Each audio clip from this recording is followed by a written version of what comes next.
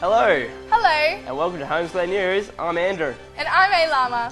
Coming up today, an old lady gets bashed, apples can improve your health, and can Big John and Kayla have a civil conversation without murdering each other? Stay tuned and find out.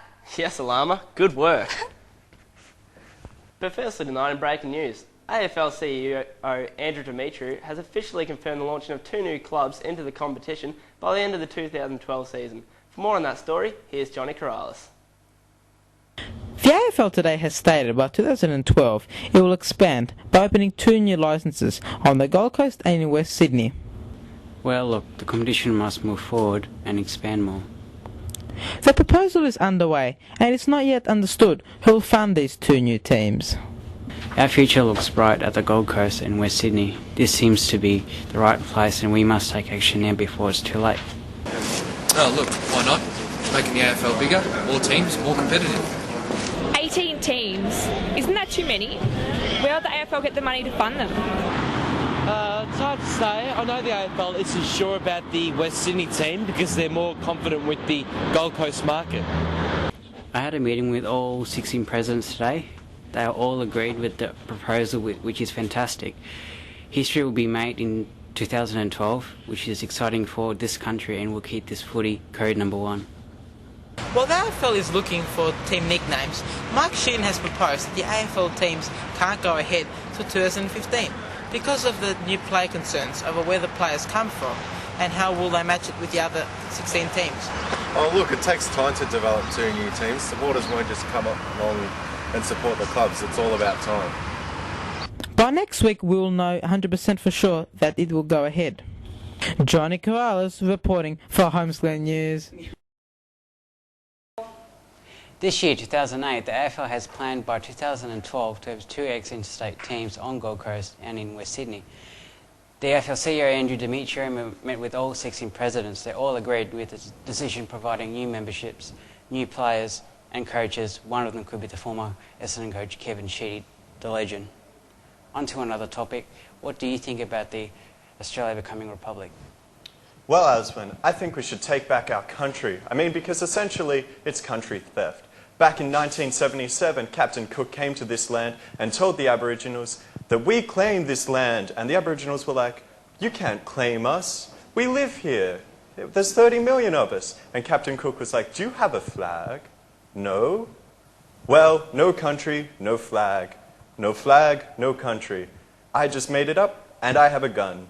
Now with Marina with the real story. Prime Minister Kevin Rudd has reaffirmed his support for Australia to become a republic just one day before he is to meet with the Queen. Mr Prime Minister, yes. How high is Australia becoming a republic on your list? Well, can I just say that another referendum will be held on Australians voting on whether we should become a republic if Labor wins office. However, in response to persistent questioning in a BBC interview the day before meeting with the Queen, the PM has declined to say when the question would be put out on the government's agenda. Yes, you fat chicken back. Interesting question. Well, can I just say that we're going to consult the people again? We have fixed a time frame for doing this, and I think the time will come when we need an Australian as our head of state.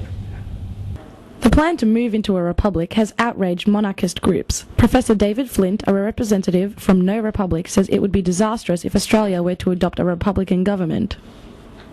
Should this go ahead, many of Australians' hard-earned money will be diverted from schools, hospitals, aged care, the defence and many other essential matters. The Australian Republic movement has welcomed the Prime Minister's recognition that Australia becoming a republic is an important national debate. Ultimately, the debate about an Australian republic must be led by the Australian people themselves, but there is no reason why we cannot have a plebiscite on the question of whether we should become a republic at our next federal election. What do you think about Australia becoming a republic? Are you serious? Actually, think about it, it's not actually that bad. I wouldn't mind at all. Yeah, go for it. No, I don't like it. I think it's overrated. That's it. One thing's for sure, Kevin Rudd will let Australians decide on whether we are ready for a republic. Marina Petrov for Holmesglen News. Thanks, Marina, for that special report. And I'm Mark Shahada. Do you think we should become a republic? Well, that's up for Australia to decide. Okay, making news today. An elderly lady claims that she was bashed up in the local bakery. The owner of the bakery says the lady became distressed and she tripped over on her way out. The grandma refused to talk to our reporters, but her grandson, Timmy, talked to us instead. We now go to reporter Miles Strong. The owner of a local Melbourne bakery has reacted angrily to a claim that an 83-year-old woman was bashed and kicked in the face by a shop assistant in the store yesterday afternoon. My grandma goes to that store almost every day to buy her usual bacon baguette with cheese. She's never had any problems before, but now look what's happened.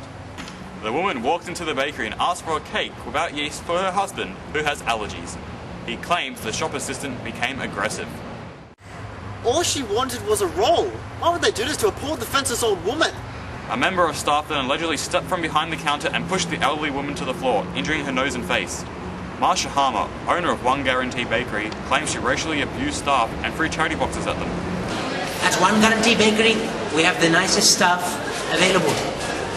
The elderly lady came into my shop and she was very angry. She started shouting racial slurs. My grandmother would never say or do anything to harm another person. These allegations are not true. Mr. Shahama was not at the store at the time of the incident, but arrived 10 minutes after it had taken place. I was just doing some shopping when I heard shouting. I didn't think anything of it at first, but then I saw this old woman stumble out. She looked fine, but then she had like this blood nose. I can't believe the Shahamas would do such a thing. I told her to calm down and she threw charity boxes everywhere, all over the shop. Money must have fallen out of the box and she must have slipped. When asked if anything had happened to provoke the outburst, Mr. Shahama claims the lady came into his store, squeezed the cake and claimed it was not fresh. Investigations are ongoing. Miles Strong, CMM News. Do you believe Marsha Hummer is guilty? Or did the old lady trip? We'll keep you updated on the situation. Now for our next story, Connex trains. There is a major concern that there is not enough space for passengers on Connex trains. What should be done? Let's go there now. Melbourne's train system Connex has revealed today that they're looking for new ways to maintain their train safety whilst increasing space and comfort. The overpacking of trains has caused a strain on the safety and comfort of passengers, with over 300,000 users every weekday on 15 lines and 211 stations. There was a lot of room for questions and improvements on issues such as crowding. The population of Melbourne is growing, so the train system should be updated. We are meant to be helping the environment by catching the train, but they make it impossible for us. Senior Connex executives met up with passengers at City Loop stations last year in Meet the Manager's public consultation program on how to make Connex trains safer and more comfortable. Customers suggested we should look at creating more standing areas, especially around the doorways. Other suggestions were removing seats for more standing room to improve comfort and easier access to the doorway. We're all well aware of this issue of crowding, especially at peak times, but this new system of ours will not be used as a silver bullet in resolving crowding, but will be useful in the short term.